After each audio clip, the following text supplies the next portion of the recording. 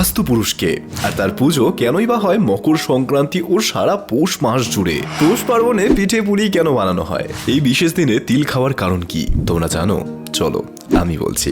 দক্ষিণায়ন শেষ হয়ে উত্তরায়ণের শুরুতে সূর্য মকর রাশিতে প্রবেশ করে, তাই মাঘ মাসের আগের তিথি মকর সংক্রান্তি। পৌরাণিক মতে এদিন সূর্যদেবের পুত্র শনিদেব পিতার চরণে কালো তিল অর্পণ করে তাকে আপ্যায়ন করেছিলেন। সেই থেকে তিল কদমা খাওয়ার নিয়ম, যা তৎকালীন আয়ুর্বেদ অনুসারে পৌষের দীর্ঘ শৈত্যের পর হঠাৎ শীতল বাতাসের প্রকোপ মাঘ মাসে বেশি হওয়ায় তিল খাওয়ার রীতি বাধ্যতামূলক করা হয়েছিল ধর্মের অজুহাতে। কারণ তিল খেলে শরীর ভেতর থেকে গরম থাকে এবং রোগ প্রতিরোধক ক্ষমতা বৃদ্ধি পায়। মকর সংক্রান্তি হলো দেবতাদের জাগরণের সময়, যা সমগ্র ভারতবর্ষে ভিন্ন ভিন্ন উৎসবের মধ্য দিয়ে পালিত হয়। কিন্তু পবিত্র পৌষ মাসকে দেবী লক্ষ্মীর মাস হিসেবে বাংলায় বহু যুগ আগে থেকেই মান্যতা দেওয়া হয়েছে।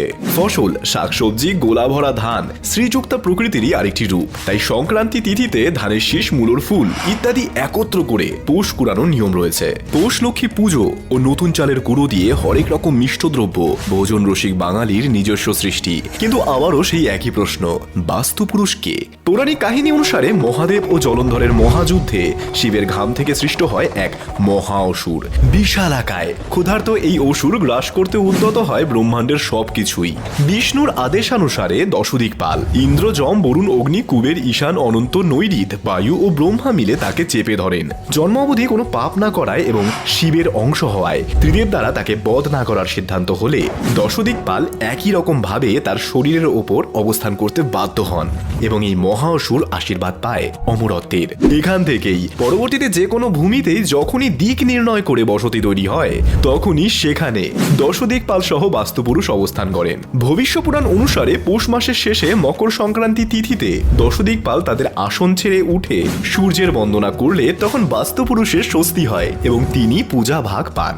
কিছু বাঙালি জিওল গাছের ডালে পৌষের যে কোনো একটি রবিবার বাস্তুর পুজো করে, আবার কেউ করে সংক্রান্তিতে। কেউ আবার তুলসী মঞ্চের সামনে গোবর্ণী কোনো উঠোনে চালের গুঁড়ো গুলে আউনি, বাউনি এবং চাউনি আঁকেন। আসামে পৌষ মাসের শেষে খড়, বাঁশ ও কাঠের তৈরি মেজি জ্বালানো প্রথা দিয়ে পৌষ তাড়িয়ে মাঘ মাসকে নতুন বছরের মতো অভ্যর্থনা জানানো হয় ভোগালী বিহু উৎসবের মধ্য দিয়ে। উড়িষ্যায় চালের গুঁড়ো, কলা, দুধ, নারকেল, তিল, গুড় একত্রিত করে কাঁচা দ্রব্য নারায়ণ এবং সূর্যদেবকে নিবেদন করে মকর চাউল উৎসব পালিত হয়। কোথাও আবার কোনো বাঙালি বাস্তুপুরুষের জায়গায় করে দক্ষিণ রায়ের পুজো। চালের গুঁড়োয় গুড় মিশিয়ে ভোগ দেয়া হয় গৃহদেবতাকে।